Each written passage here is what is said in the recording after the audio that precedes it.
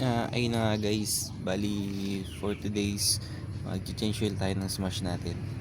So, kuhanin ko lang yung oil ko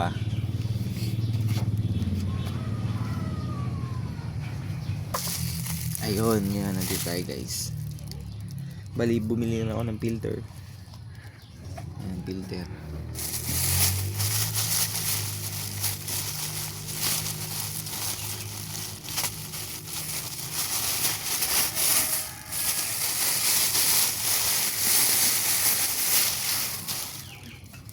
Filter, ganito yung akin, 1 liter. Guys, kaya 1 liter yung ginamit ko is magpapalit kasi ako ng filter. Pero kapag hindi kayo magpapalit ng filter, 800 ml lang. Yes, guys. At saka sa Shell ko to binili para original talaga. Nakita nyo yung packaging kapag original. May ganito guys, Ayan. Pwede nyo i-scan tong QR nito para malaman nyo na original tong langis. Kaya pag bibili kayo, maganda sa Shell. Ito na guys, baklasin ko na.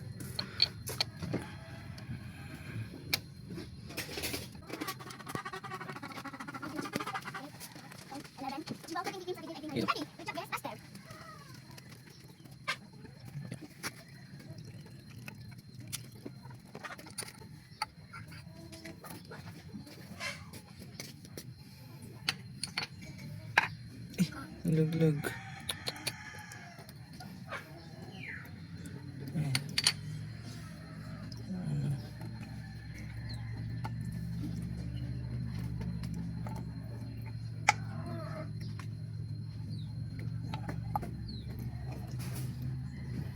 Filter.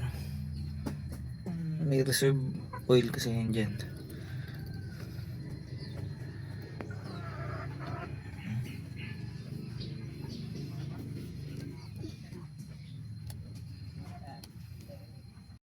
Ayun na nga guys, patulo na natin yung oil. Ayun na guys, napatulo na natin. Tapos natanggal na rin natin yung oil filter. Ayun guys, sa pagbabalik naman yan guys, sa oil filter, ito guys, 'di ba? Ito yung takip niya. Ngayon, huwag niyo kakalimutan tong itim na yan na gasket. Yan, o-ring na yan o-ring na yan bago nyo ibalik.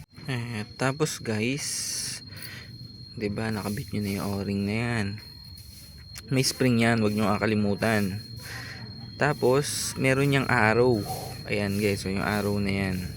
Yung arrow na yan, kailangan laging nasa baba yan. Diyan, pag kinabit nyo yan, ganyan guys, ganyan tamang positioning yan. Ayan, nagets nyo guys, ganyan ha. Then guys, bali pag nag-change oil pala ako, hindi ako, ang standard talaga 1,500 kilometers. Pero sa akin, every month ako nag-change oil. Pero depende sa inyo kung gusto nyo 1,500 kilometers. Pero sa akin kasi 1 month lang ako bago magpalit uli nito. Kasi tulad nito, tingnan nyo yung sunog nung oil ko. 1 buwan pa lang yan napakaitim na guys, diba? Itim na guys. Pero sa inyo naman kung paano nyo aalagaan yung makina nyo, kasi ganun ang mag-alaga ng makina ko. So talaga ako ng budget ko, lalo na sa pag-change oil.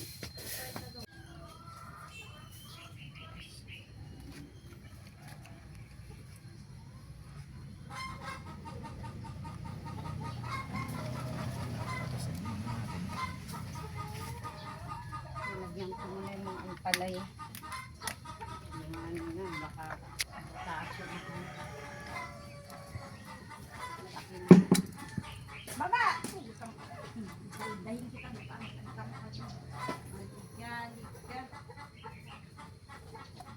mami, di ko na naman sa mga ulaman inday kung Babasain to guys. para magsipiya, palabasin mo, kabantay mo sa lamesa.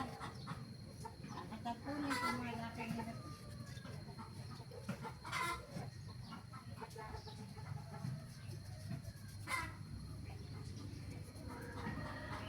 Na yung manok, baka umak.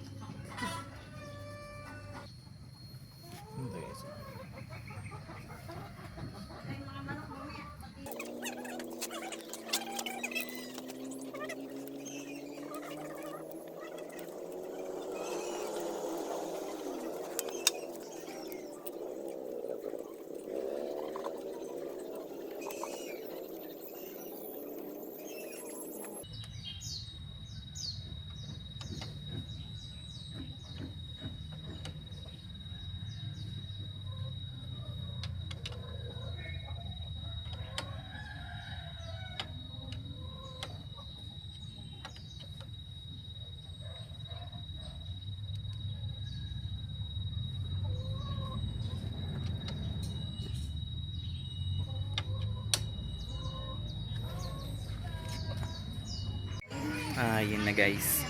Salamat sa inyong lahat guys. Sana may natutunan kayo kahit pa paano sa akin. Base lang naman yun sa mga kaalaman ko. Pero kung may mas may alam pa rin kayo, pwede naman kayo mag-comment below kung ano pa yung mas magandang ginagawa nyo pag nag-change oil kayo. And salamat guys.